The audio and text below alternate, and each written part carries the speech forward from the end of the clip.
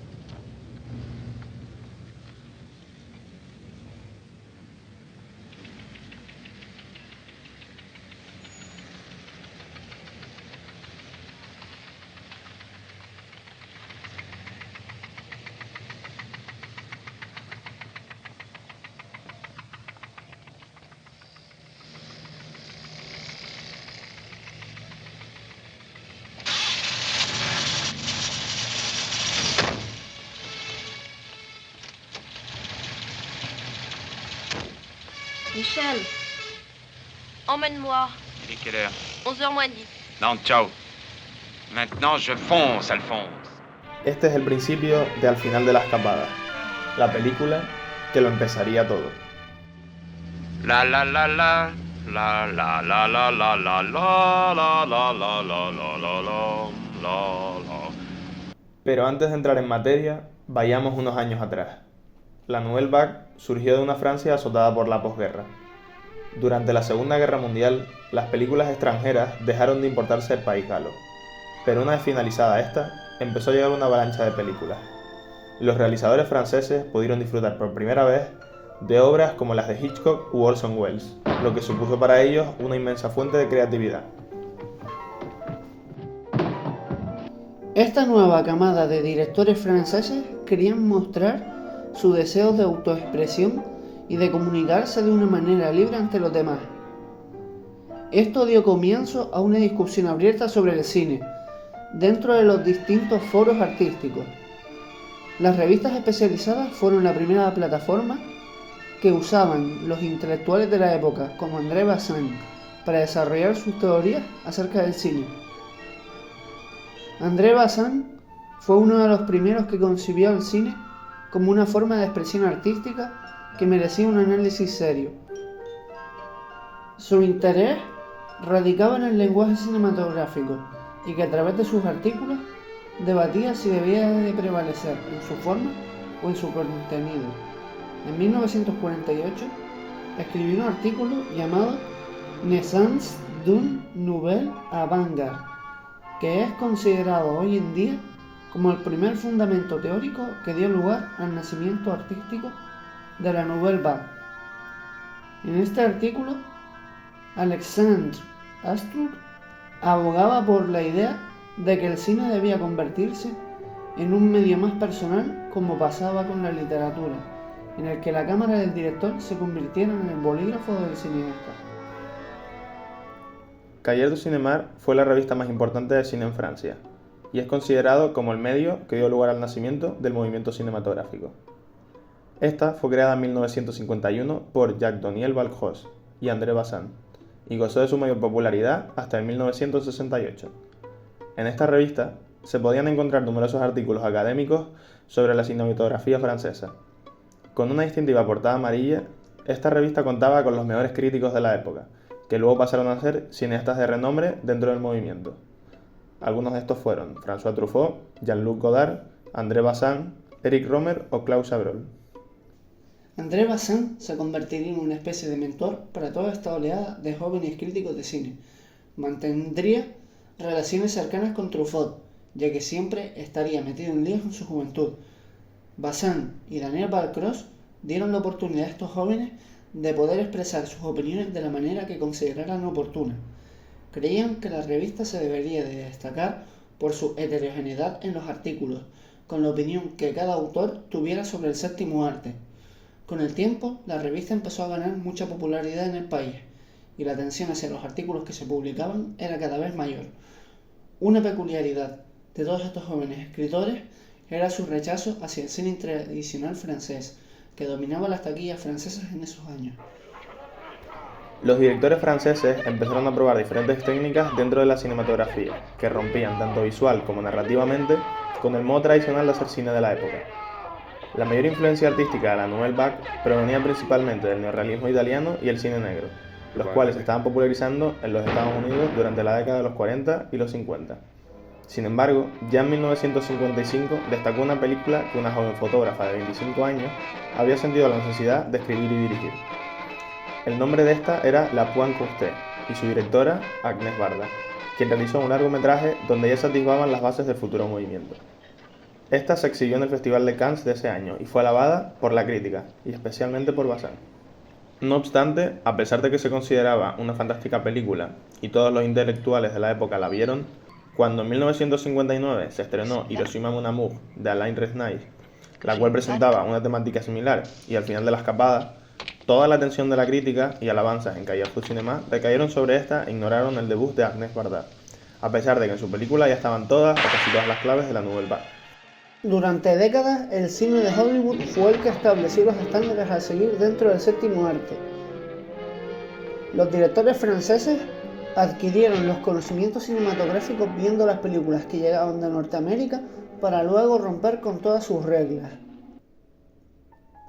Los cineastas galos usaban cámaras menos pesadas y a su vez prescindieron del uso del trípode para dar mayor dinamismo a sus películas.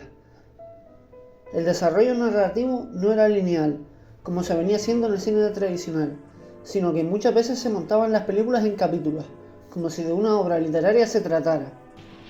Los directores dejaban en un segundo plano la coherencia narrativa, que venía impuesta años atrás, para jugar con el lenguaje cinematográfico más puro. Muchos entendían que el cine se había visto desgastado con la llegada del sonoro.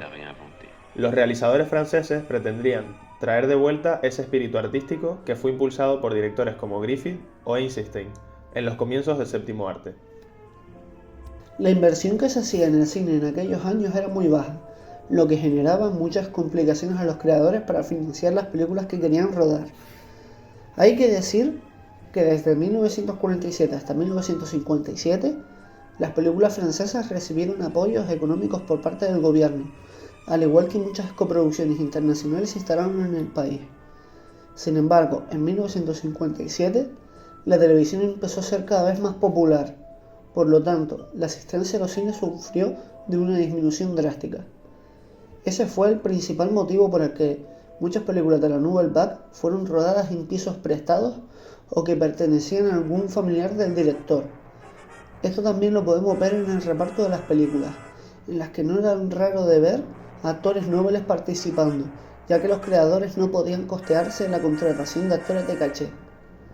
La falta de medios podría considerarse en parte responsable de que a menudo los directores tuvieran que verse forzados a ser inventivos, y esto llevó a que hubiera muchas innovaciones estilísticas dentro del cine francés. En las cintas de la Nouvelle Vague era frecuente que el director introdujera diálogos improvisados por los actores. Con esto se quería obtener una espontaneidad hacia el espectador, dejando que la escena fluyera por sí sola de manera natural. Un ejemplo de esto es el final de Cleo de 5 a 7. En ella, la directora Agnès Varda no planificó bien la secuencia antes del rodaje, y los diálogos a menudo fueron modificados sobre la marcha. En las películas de la Nouvelle Vague siempre es recurrente la aparición de personajes que se comportan y actúan de una manera inmoral e irresponsable en sus vidas.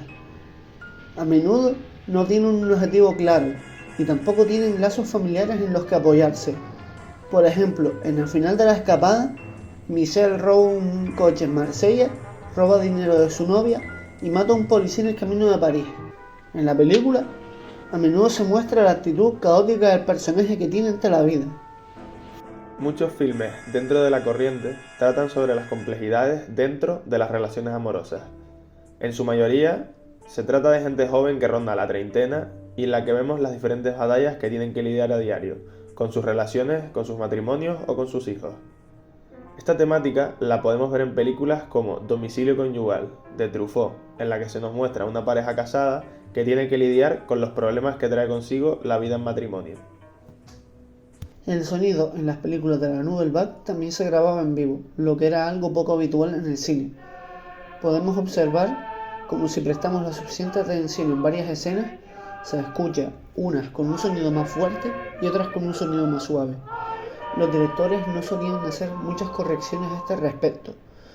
Cuando dos personas hablaban al mismo tiempo, el sonido tendía a mezclarse con la música del fondo o con el sonido del entorno para dar más sensación de realismo.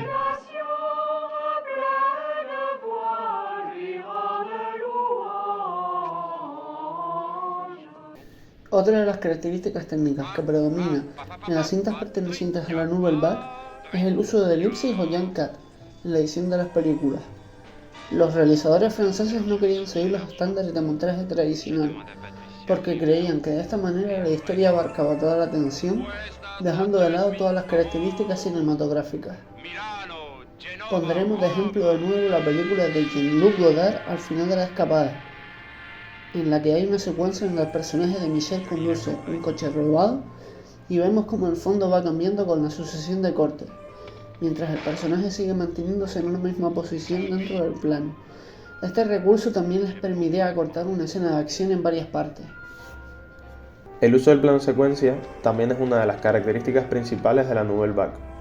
Un ejemplo de esto se ve en Los 400 golpes, donde al final de la película tenemos un plano secuencia cuando Antoine escapa del reformatorio. En esta última escena vemos al protagonista corriendo por una playa sin gente. La nueva ola francesa no se concebiría sin Jean-Luc Godard, un director tan revolucionario e influyente en el cine francés como lo fue Jean Renoir en su día. Este era un director que incorporó un estilo único e innovador, que fue el precursor de los avances cinematográficos de la Nouvelle Vague. Toda obra de Godard lleva su firma, siempre indagando en temas de carácter personal. Intentó darle al cine un nuevo ímpetu y dirección, aprovechando su potencial artístico y social. Es uno de los directores más autobiográficos, cuyas imágenes están llenas de referencias a películas, libros, composiciones y pinturas, así como a las personas, lugares e ideales políticos que han moldeado su personalidad. Algunas de sus películas más destacadas son El desprecio, Banda aparte, Pierrot el loco o Vivir su vida. Estas entre muchas otras. Durante toda su filmografía se destacó sobre todo la presencia de dos actores, el de Jean-Paul Belmondo, protagonista de Al final de la escapada, película la cual llevó a este actor al estrellato e hizo que luego sería seleccionado por muchos otros directores de la Nouvelle Vague. Otra mujer muy presente en su filmografía es Anna Karina, protagonista, por ejemplo, de Vivir su vida. Otra de las figuras más importantes de la Nouvelle Vague fue François Truffaut, crítico de cine, director y productor francés, el cual fue uno de los pioneros de la Nouvelle Vague, que aún a día de hoy sigue considerándose un icono del cine francés. Durante una carrera cinematográfica de más de 30 años, llevó a cabo un total de 25 películas. Como crítico de cine para la revista Cahiers du Cinéma, Truffaut no se ganó el respeto nunca de los directores más tradicionalistas. Era conocido por entregar críticas igual de sorprendentes como controvertidas.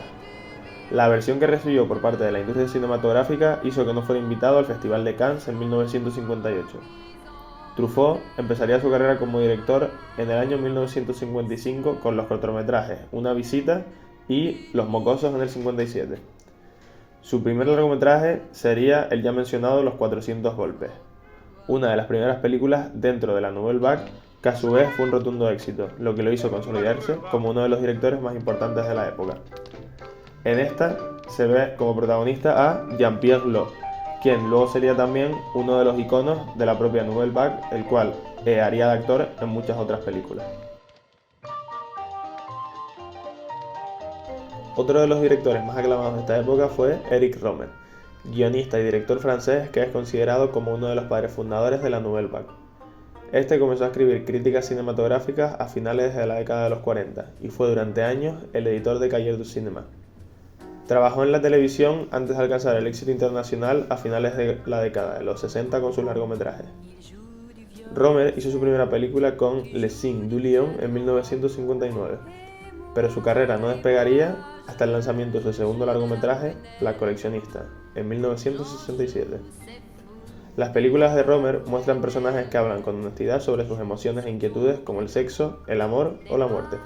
Louis Malle se convirtió en uno de los directores más reconocidos de Francia, tanto a nivel nacional como internacional. Era reconocido por la variedad y amplitud de su trabajo como cineasta y documentalista, así como por sus frecuentemente controvertidos temas. Aunque a menudo está asociado con los directores de la Nouvelle Vague, el debut de Maly precedió a la llegada del movimiento y a menudo se le considera como un tradicionalista en lugar de un iconoclasta en materia de estilo. En su larga carrera aspiró a ser de todo en el cine: dramas humanistas, comedias, documentales, por nombrar algunos de los géneros que llevó a la gran pantalla, lo que le hizo tener un gran éxito internacional, llevándose la Palma de Oro y un Oscar al mejor documental por El mundo del silencio. A menudo exploraba temas tabús sociales y políticos, como podía ser el suicidio, el incesto o la colaboración francesa con los nazis. Entre sus colaboraciones se destaca la actriz Jean Monroe, la cual llegó a participar en la mayoría de sus filmes. Es imposible no hablar de la Nouvelle Vague sin centrarnos en Ernest Barda. Esta fue una fotógrafa consumada antes de recurrir al cine, cuando dirigió su primera película, La Puntée Courte, que anticipó los métodos de producción y la estética de la Nouvelle Vague. Más tarde se convirtió en una miembro destacada del movimiento con el éxito internacional de Cleo del 5 al 7. Desde entonces trabajó constantemente, tanto en documentales como en dramas, creando un legado cinematográfico único y personal. Sus películas destacan por su libertad estilística, su énfasis en el realismo y el simbolismo, y sus comentarios políticos y sociales. A diferencia de muchos de sus compañeros, Barda no era aficionada al cine cuando comenzó. El descubrimiento, la provocación y el esfuerzo por alcanzar una comprensión de la sociedad y la humanidad son todas las características de su película. Sin embargo, Barda se negó a pegarse a un estilo. En el transcurso de sus más de 60 años de carrera, cambió sin esfuerzo entre largometrajes de ficción, documentales y cortometrajes. Para terminar, Alain Resnais fue un director de cine aclamado internacionalmente, cuyas imágenes inolvidables se han convertido en parte del imaginario colectivo de la historia del cine. Su preocupación por los temas del tiempo, la memoria y su deslumbrante exploración de la técnica cinematográfica lo convirtieron en uno de los cineastas más distintivos e influyentes de Francia durante más de 60 años. Resnais trabajó continuamente desde finales de la década de 1940, deleitando a los cineastas, desconcertando a varios y empujándose continuamente a sí mismo con diferentes géneros. La primera película, titulada Hiroshima no Mon Amour, fue sin duda su mayor éxito. Esta se trata de una historia de amor en blanco y negro absolutamente hermosa entre una mujer francesa y un hombre japonés en una manifestación de paz en Hiroshima. En definitiva, nos hallamos ante uno de los movimientos más importantes dentro del séptimo arte, el cual renovó la cinematografía en muchos aspectos y sirvió tanto de influencia para cineastas posteriores como de impulso para otros países a experimentar y redescubrir su cine.